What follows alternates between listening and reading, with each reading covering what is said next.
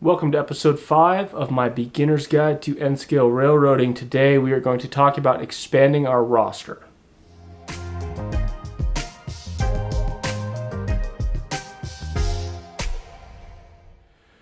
Alrighty, so as we jump into this is kind of where the rubber meets the road. This is kind of where the hobby really starts to take off for people. And there is a plethora of engines out there for not only the DC guys, but the DCC guys as well. And I've stated this in the past, I really think we are kind of in the golden age of N-scale. It's really starting to take root. There's lots of engines available. However, we are still in the early stages. So in the next few years, I think that this is really going to expand and there's going to be a lot more options for the normal guy. However, there are a few things you might want to consider before making those first engine purchases. For the guys that are in DC, there are a lot of vintage engines available. There are some problems with those. You have different coupler types, which we are really going to dive into next week when we start talking about buying rolling stock, but it can affect the way your engines work with the existing rolling stock you have. Not to mention, older units have reliability issues, louder drivetrains, and some things like truck-mounted couplers versus body-mount couplers like you would see on more modern locomotives. This can kind of push you away from vintage stuff if that's kind of what you're looking at, or if realism isn't totally what you're into, you just want to have some fun, vintage stuff might work pretty well.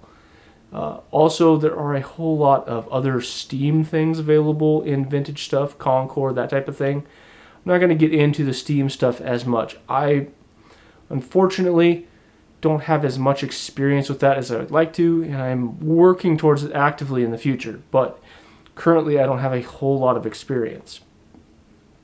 That being said, there is older stuff available that is probably now considered vintage, stuff from the 90s, closer to the early 2000s, that is DCC ready. And a lot of those engines are a really good starting point for a lot of people. You can get some of them pretty cheap. Some of them kind of come as a premium because they're not produced anymore, so that's kind of something you have to look at when you're looking for used engines. But honestly, any Kato engine out there is going to be a pretty good start for you. And I'm going to get into my recommendations in a minute, but there's kind of this idea in a hobby where you have to start weighing the initial purchase price, the upgrade path of that engine, and then just buying someone or something that is already ready to go. And so, do you want to buy once, cry once, or do you want to do the upgrade path? So that's something you really want to consider before buying some of these engines. A lot of the currently available DCC and DCC sound locomotives are relatively expensive from the factory. That being said, a lot of them can provide you with a lot of value. Scale Trains offers engines with basically no markup for the decoder and the sound system, so buying them ready to go really doesn't cost you any extra money. A lot of times it can actually save you money in the long run. There's also manufacturers that only produce sound locomotives. Now this is changing, but Broadway Limited has most of their line available with their own decoder installed, and a lot of times you can find them on sale for pretty reasonable prices. So what it comes down to is how much are you willing to upgrade? How much are you capable of doing? Because some locomotives require soldering skills. You also have to take the locomotive apart, and anytime you're doing that, there's a possibility of breakage. And then how serviceable are those locomotives? Because that becomes a big point of contention as you get more and more locomotives. Easy to service locomotives keep you enjoying the hobby for longer periods of time. So, with all of those factors kind of put into place, I kind of fall in two categories. I'm looking at diesel locomotives. And like I said, for steam stuff, you probably need to look elsewhere. But there's going to be the DC guys, and then more than likely, the DCC guys are probably going to want a sound locomotive at some point. So I'm going to make the argument that maybe that is your first or second locomotive purchase. But for the DC guys, as well as the DCC guys, there's one engine that really kind of stands out that will fit most of your needs, and it's probably the best place to start for pretty much everyone. Kind of depending on an era, if you are trying to model specific eras, this could change a little bit. But for the most part, I think most people that are kind of entering this hobby now are either relatively young or kind of in their 30s, something kind of like my age. The older guys might be looking for a different era, but I grew up in the 90s, so there are certain types of engines I'm looking for. And the obvious answer for not only the DC guys, but the DCC guys is the Kato SD40-2. They've been produced for a long time, and as far as I know, all of them are DCC ready. The conversion is simple to do. The decoders are affordable, about $30 to $45 depending on the type of one you get, and you can even put sound in them at some point if you would like to. The price is generally pretty good. You can find them anywhere from $90 to about $120, kind of depending on what road name, road number you're looking for. But honestly, all of them that I know of seem to run really good. I have multiple generations myself.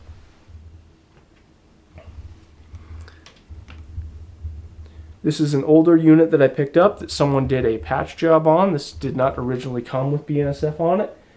It runs a Digitrax decoder and is flawless. It runs great, and I've really been enjoying it. And then anybody who's been on my channel for any period of time will have seen my Burlington Northerns as well as my other Santa Fe's. I've got 5 other ones of these. They're excellent. They all run great. Running TCS decoders, they all use exactly the same settings, whether they're the older ones or the brand new releases, and they're all speed matched to one another. These have an excellent longevity on any layout.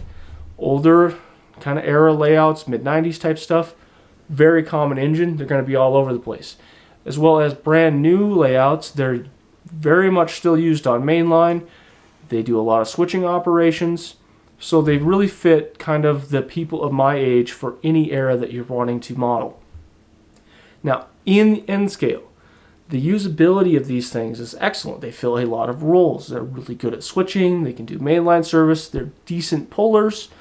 Not the greatest on hills because they're relatively light compared to some other engines, but they do everything pretty well. They're also pretty quiet running around the layout. They're of a specific size that also lends to good usability. The wheelbase on them is just long enough that no matter what turnout you're going through, there's always a set of wheels on power. And kind of depending on how well your layout's wired and whatnot, this can kind of be an issue. Turnouts tend to be a point of failure for a lot of people. And the SD40-2s can take just about anything and keep going. The geometry that the trucks have and the way that they interact with the rails, they tend to be pretty locked in and will function in almost any circumstance. And honestly, for the beginner DC guy as well as the DCC guy, there's no other engine that I can think of that really meets the bill quite like the SD40-2. Now, with that said, if you're a DCC guy, and even DC guys, because I do believe these will function on DC, sound locomotives start to become kind of a thing.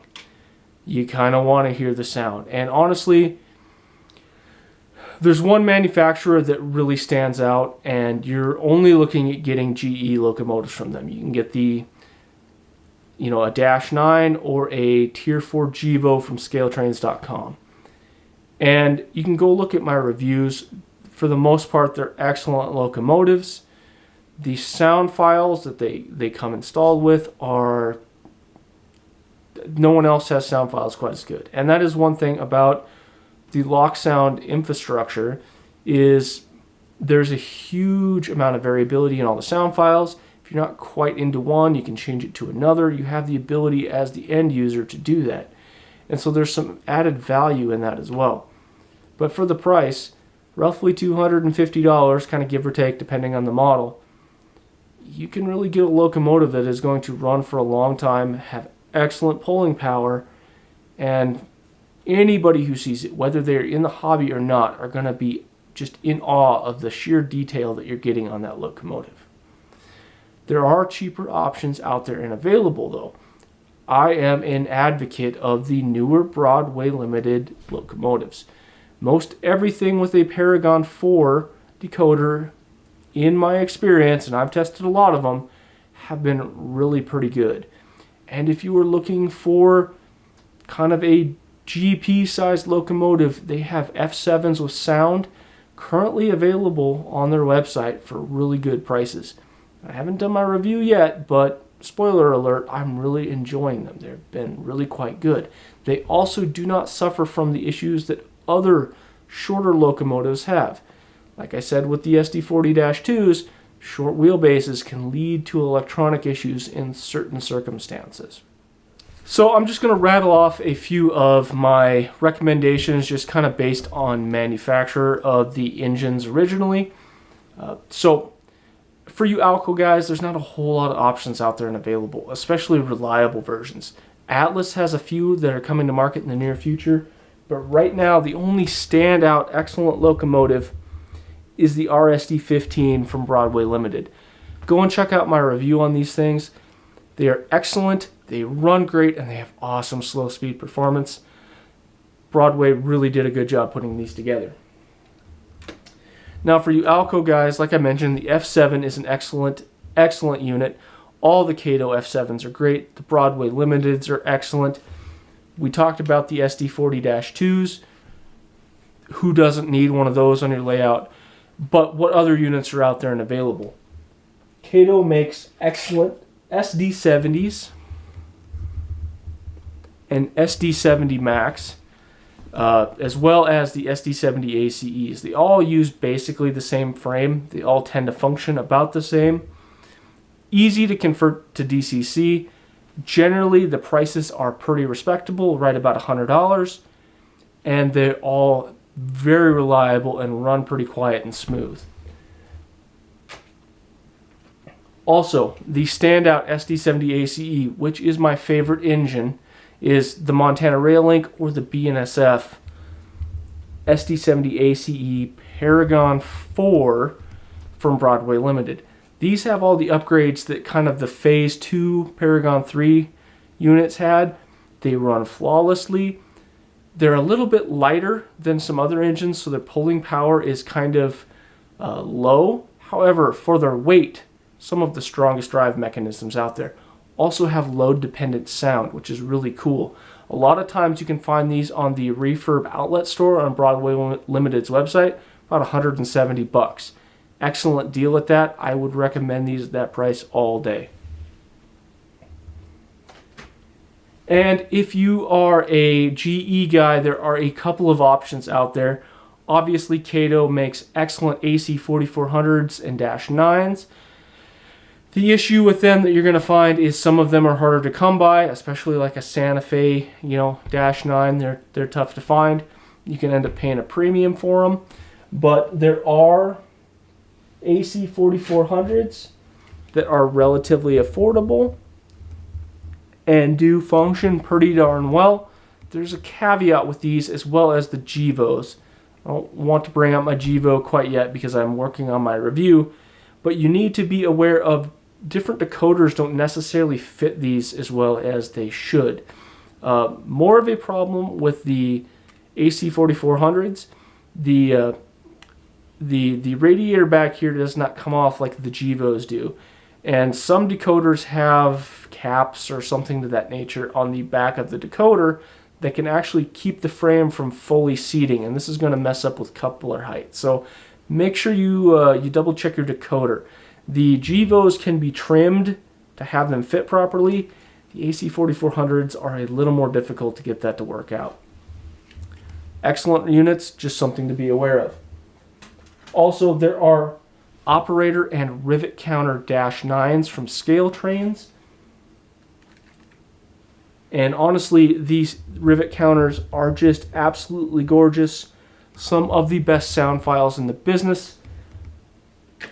The -9 chug is just something that you hear and you immediately know what it is. And albeit the prices are a little bit higher for those, both the operators and the rivet counters are excellent. I have a review for the operators. You can go check that out. And in the next coming weeks, I'm going to be talking about my previous revision Dash 9s as well as the new releases. So keep an eye out for those. But honestly, all of them are excellent. And then you get into Gevos, there are some more what you might call vintage Fox Valleys, although there are new releases coming from Scale Trains and all the Katos. I will be doing a review here shortly. They're pretty darn good as well. Just a decoder issue you need to think about. And then as we move into the Tier 4 Gevos, there are the operators, which you can see my review on those. They're pretty darn good. And there are the rivet counters. These old ones are absolutely excellent.